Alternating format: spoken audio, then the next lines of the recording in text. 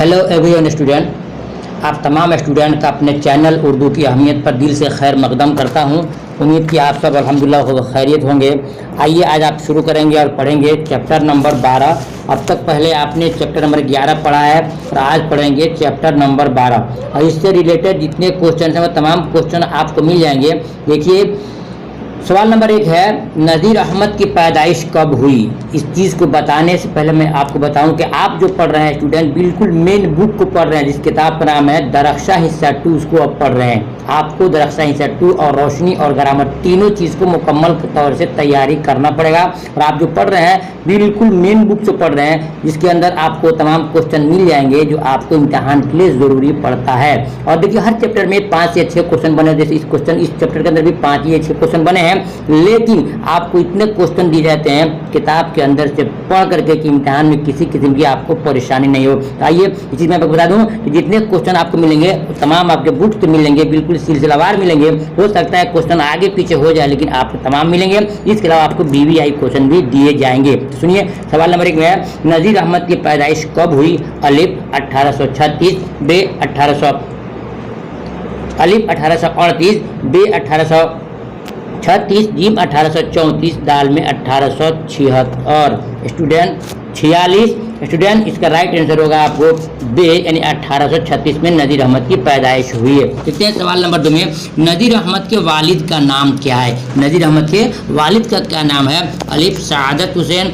बे सआदत हुसैन और जीम सदाम अली, दाल शाह अली। स्टूडेंट देखिए, यहाँ पर लिखा है, इसका राइट आंसर होगा बे सआदत अली। एक चीज़ मैं आपको सिखा दूँ आपको कि अलिफ में भी लिखा है सआदत अली और बे में भी लिखा है सआदत अली। यहाँ देखिए स्वाद से लिखा है, इसलिए यह गलत है, ये सही नहीं है। इसका राइट आंसर होगा बे, यानी कि सीन से लिखा जाएगा सआदत अली, ये परफेक्ट सही है। देखते हैं सवाल नंबर 3 में, नज़ीर अहमद की मझली बेटी का नाम क्या था? मझली बोलते हैं ना, यानी छोटी भी नहीं और बड़ी भी नहीं, जो बीच की उसको मझली बोलते हैं। तो पूछ रहा है कि नज़ीर अहमद की मझली बेटी का नाम क्या था? अलिफ हमीदा, बे आलिया, जीम हमीदा और दाल में सईदा। स्टूडेंट इसका राइट आंसर होगा जीम, यानी हमीदा उनकी मझली बेटी का नाम था। सवाल नंबर 4 देखते हैं, नज़ीर अहमद ने आला तालीम कहाँ हासिल किया? आला तालीम मीन्स क्या होता है? उच्च शिक्षा, यानी कि आगे तालीम कहाँ हासिल किया? अलिफ अलीगढ़ में, बे आजमगढ़ में, जीम दिल्ली में, दाल में हैदराबाद में। स्टूडेंट इसका राइट आंसर होगा जीम, यानी कि दिल्ली में उन्होंने आला तालीम हासिल किया है। देखते हैं सवाल नंबर 5 में, फ़हमीदा नज़ीर अहमद के रिश्ते में क्या लगती है? फ़हमीदा नज़ीर अहमद के रिश्ते में क्या लगती है? अलिफ बेटी, बे बीवी, जीम बहू, दाल कोई भी नहीं। स्टूडेंट इसका परफेक्ट जवाब होगा बे, यानी कि फ़हमीदा नज़ीर अहमद की बीवी लगती है।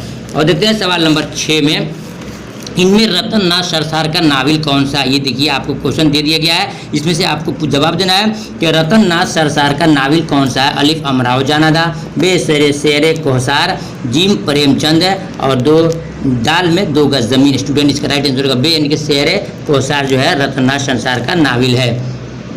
देखते हैं सवाल नंबर 7 में, अमराव जानादा नावल किसने लिखा है? अमराव जानादा नावल किसने लिखा है? अलिफ नज़ीर अहमद ने, बे रतन नाथ सरसार ने, जीम प्रेमचंद ने और दाल में मिर्ज़ा हादी रुसवा ने। स्टूडेंट इसका राइट आंसर होगा दाल, मिर्ज़ा हादी रुसवा ने लिखा है अमराव जानादा। स्टूडेंट आगे देखते हैं सवाल नंबर 8 में, नज़ीर अहमद कहाँ पैदा हुई? आपकी जगह पूछ रहा है, वहाँ पर डेट ऑफ बर्थ है, यहाँ पर जगह पूछ रहा है कहाँ पैदा हुए? अलिफ बिजनौर, बे मुजफ्फरपुर, जीम पटना, दाल दिल्ली। इसका राइट आंसर होगा अलिफ, यानी कि बिजनौर जिला में नज़ीर अहमद पैदा हुए थे। देखते हैं सवाल नंबर 9 में, नज़ीर अहमद ने किसकी तालीम और तरबियत के लिए नावल लिखे? यह आपके बुक में क्वेश्चन है कि किसने किसकी तालीम लिखा था? तो जवाब में देखिएगा, अलिफ में साहबजादियों के लिए, बे बेटियों के लिए, जीम बहुओं के लिए और दाल में बीवी के लिए। इसका राइट आंसर होगा स्टूडेंट नज़ीर अहमद ने तालीम अपनी बेटियों को लिखा था, यानी कि बे सही है। देखते हैं सवाल नंबर 10 में, तौबतुन नसूह के मुसन्निफ कौन है? तौबतुन नसूह के मुसन्निफ कौन है? अलिफ नज़ीर अहमद, बे प्रेमचंद्र, जीम अमर जहां और दाल शबनम कमाली। इसका राइट आंसर होगा अलिफ, तौबतुन नसूह के मुसन्निफ नज़ीर अहमद है। देखते हैं सवाल नंबर 11 में, नज़ीर अहमद का नावल कौन है? नज़ीर अहमद का नावल कौन है? नीचे 4 नावल दिया गया है, उसमें से पूछना है कि कौन का है? अलिफ इब्नुल वक्त, बे मजमू गहन, जीम तफरीहुल कुलूब और दाल इनमें से कोई नहीं। स्टूडेंट ऐसी बात नहीं है, इनका राइट आंसर होगा अलिफ, यानी कि इब्नुल वक्त इनका नावल है। देखते हैं सवाल नंबर 12 में, फ़हमीदा नसूह की कौन थी, फहमीदा नसूह की कौन थी, अलिफ बेटी, बे बहू, जीम बीवी, दाल कुछ नहीं, इसका राइट आंसर होगा जीम यानी उनकी बीवी थी। आगे देखते हैं सवाल नंबर 13 में, नज़ीर अहमद का इंतकाल कब हुआ। ये क्वेश्चन आपके लिए भी आई है, आपको याद करना होगा। नज़ीर अहमद का इंतकाल कब हुआ, अलिफ 1911, बे 1915, जीम 1913 और दाल 1910। स्टूडेंट इसका राइट आंसर होगा दाल, 1910 में इनका इंतकाल हुआ। देखते हैं सवाल नंबर 14 में, नज़ीर अहमद की वफ़ात किस बीमारी में हुई। नज़ीर अहमद की वफ़ात किस बीमारी में हुई, अलिफ बुखार, बे फालिज, जीम कैंसर और दाल HIV। इसका राइट आंसर होगा बे यानी कि फालिज की वजह से इनका इंतकाल हुआ। स्टूडेंट तो तमाम क्वेश्चन रहे जो आपके कुछ बुक में थे, कुछ हमने अलग से बनाया था। अब आइए आपको BBI क्वेश्चन देते हैं जो हमेशा इम्तिहान पूछे जाते हैं और आपकी किताब में बने हुए नहीं, उसको हमने हाथों से बनाया है। राइटिंग में थोड़ा सा कमी हो किया है, उसको ध्यान से सुनिएगा, आपको इंशाल्लाह बहुत फ़ायदा होगा। सवाल नंबर 15 देखते हैं, नज़ीर अहमद ने किसकी तालीम के लिए, तरबियत के लिए नावल लिखा था, तो गुजर चुका है। इसका राइट आंसर होगा सी, अपनी बेटियों के लिए। अब देखते हैं सवाल नंबर 16 में, नसूह और हमीदा किस इक़्तिबास के किरदार हैं, यानी कि इन दोनों का नाम किस चैप्टर में, किस सबक में आया है। इसका राइट आंसर देखने के लिए ए रिया, बी फहमीदा और हमीदा और सी में आशियाना। इसका राइट आंसर बी होगा, फहमीदा और हमीदा की जो चैप्टर है उसमें नसूह और हमीदा का नाम आया हुआ है। देखते हैं सवाल नंबर 17 में, उर्दू का अव्वलीन नाविल नगार कौन है। उर्दू का अव्वलीन नाविल नगार कौन है स्टूडेंट, इसका राइट आंसर होगा बी यानी डॉक्टर नज़ीर अहमद है, डॉक्टर नज़ीर अहमद है। सवाल नंबर देखते हैं 18 में, मरातुल उरूस की अशात कब हुई। ये क्वेश्चन जितने अब आ रही है आपको उनके तमाम चीज़ों को जानना होगा। मरातुल उरूस की अशात कब हुई, अशात में जो होता है प्रकाशित, मार्केट में कब आया, छप करके कब आया, किस सन में आया, ये पूछ रहा है। ए 1860, बी 1869, सी 1859। स्टूडेंट इसका राइट आंसर होगा बी यानी कि 1869 में मरातुल उरूस जो एक नाविल है नज़ीर अहमद का वो अशात हुआ यानी कि प्रकाशित और छपा है। सवाल नंबर 19 देखते हैं, तौबतुन नसूह की अशात कब हुई की किताबें हैं, ये पूछ रहा है। अशात मीन्स क्या होता है, प्रकाशित यानी मार्केट में खबाई, छपी कब है पूछ रहा है। तौबतुन नसूह की अशात कब हुई स्टूडेंट, 1870, बी 1877, सी 1869। इसका राइट आंसर होगा बी यानी 1877 में तौबतुन नसूह की अशात हुई है। 18 देखते हैं सवाल नंबर 20 में, नबातुन नाश की अशात कब हुई। इन तमाम किताबों में से एक किताब जरूर इम्तिहान में डालता है, इससे आपको रटना होगा कि नबातुन नाश की अशात कब हुई।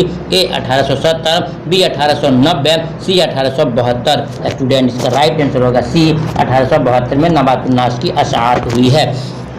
स्टूडेंट मैं आपसे एक चीज़ कह दूं कि अगर आप हमारे चैनल पर नए हैं तो चैनल को सब्सक्राइब कर लें और बेल आइकन की घंटी को दबा देना ताकि रोज़ की नोटिफिकेशन सबसे पहले आप तक पहुंच जाए और घर बैठे इम्तिहान की तैयारी आप कर सकें। सवाल नंबर देखते हैं 21 में, क्या फसाने मुब्तला की अशात कब हुई। फसाने मुब्तला की अशात कब हुई। ए 1880, बी 1885, सी 1879। इसका राइट आंसर होगा बी 1885 में फसाने मुब्तला की अशात हुई है। ये जितनी किताबें आपको बताया गया, दिखाया गया, उन तमाम किताबों की अशात को याद करना बहुत ज़रूरी है। इम्तिहान में कोई एक न एक देकर तो पूछेगा कि इसकी अशात कब हुई यानी कब छपी हुई है। आप देखते हैं सवाल नंबर 22 में, डॉक्टर नज़ीर अहमद की आखिरी नाविल कौन सी है। ये क्वेश्चन तो आपको ज़बरदस्त तरीके से याद करना होगा, इम्तिहान में आता है ये क्वेश्चन। मतलब ये BBA क्वेश्चन है कि डॉक्टर नज़ीर अहमद की आखिरी नाविल कौन सी है। ए तौबतुन नसूह, बी फसाने मुब्तला, सी रोयाए सादका। स्टूडेंट इसका राइट आंसर होगा सी यानी रोयाए सादका इनकी आखिरी नाविल है। देखते हैं सवाल नंबर 23 में, जो आखिरी क्वेश्चन आज के चैप्टर का होगा, नसूह की ज़िंदगी कब बदलती है। नसूह की ज़िंदगी कब बदलती है।